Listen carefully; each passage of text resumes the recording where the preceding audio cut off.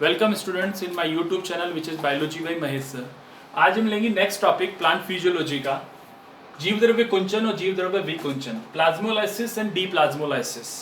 सबसे पहले देखते हैं कि जीव द्रव्य कुंचन क्या होता है। उससे पहले जीव द्रव्य क्या होता है?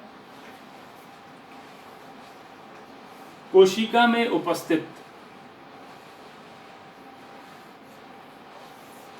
सभी पदार्थ, ये सारे पदार्थ जो कोशिका में होते हैं वो सारे कहलाते हैं जीव द्रव्य। कुंचन का मतलब हुआ कि जीव द्रव्य जब सारा का सारा किसी एक जगह पे आके इकट्ठा हो जाए, यानी जब अपने सारे जल का ये त्याग कर दे, तो उस समय ये सारा जीव द्रव्य एक जगह पे आके इकट्ठा हो जाता है, उसे बोलते हैं जीव द्रव्य कुंचन। तो ये प्रक्रिया कैसे होती है वो देखते हैं। अगर हम पादप कोशिका को, ये मान लेते हैं पादप कोशिका है, इस पादप कोशिका को हमने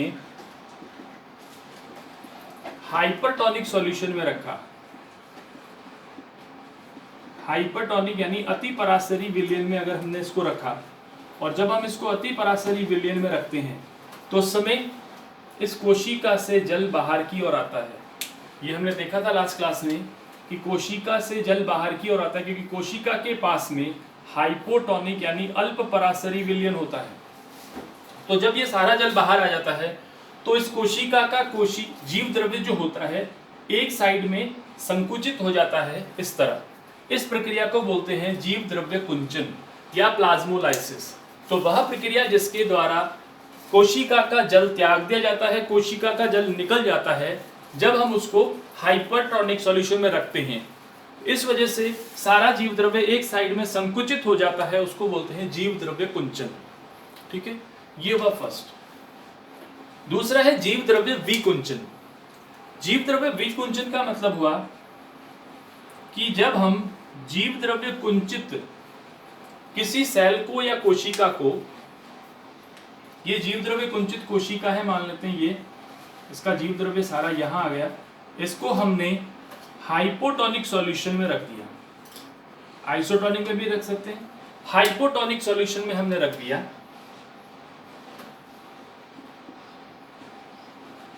अल्प पराशरी विलयन में रख दिया।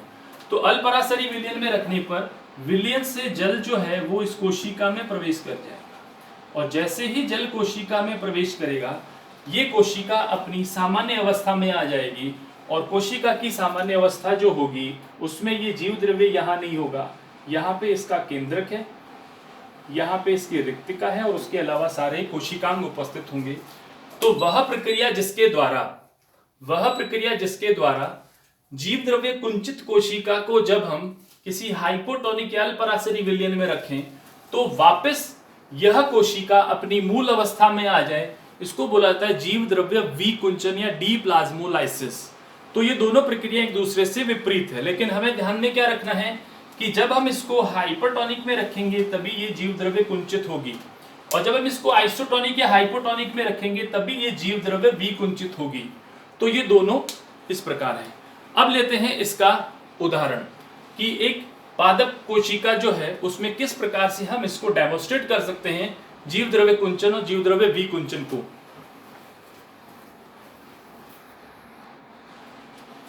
अब जीव द्रव्य कुंचन और जीव द्रव्य विकुंचन को एग्जांपल से लेते हैं, रोहियो डिस्कलर लीफ में लेते हैं। रोहियो डिस्कलर की लीफ का जो निचला पार्ट होता है, निचली अधिचर्म जो होती है वो बैंगनी कलर की होती है। ठीक है, अब इस लीफ के स्मॉल पीस को यानी कि निचली लीफ को अलग करेंगे।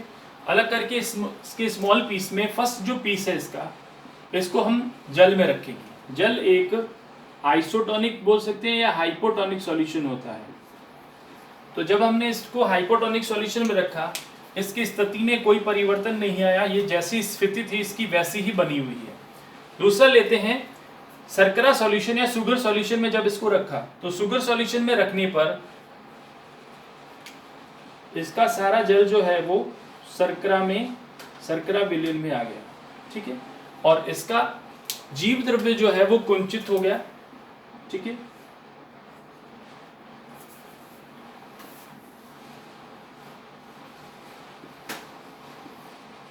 इसका सारा जीव द्रव्य एक साइड में आ गया, कुंचित हो गया।